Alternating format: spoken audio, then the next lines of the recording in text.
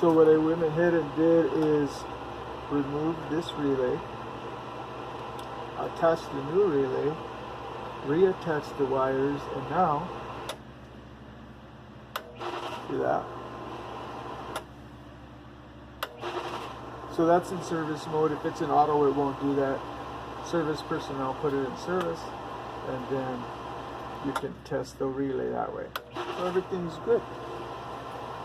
Another way that you can test a relay, maybe you had one sitting around for a while, is you go ahead and tighten these down, and before you remove that one, you can take the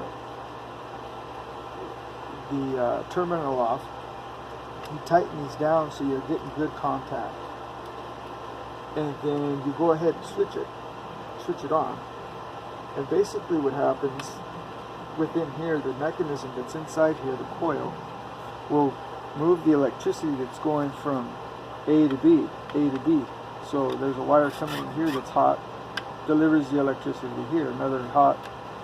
So there's basically how it works, right? So if you put them together,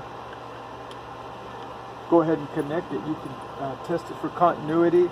You put one probe here, and when you turn it on, if they're connected, which they should be, the noise will go. There's a little alarm that'll go off, beep, and it just tells you that the electricity is going through and that these two are connected. Sometimes one is working and the other one is not. Sometimes both of them are not working. Usually when the mechanism inside breaks, both of them are not working. But always look for all of your options, right, to make sure that you're doing the right ID on the problem, and that way you can move forward.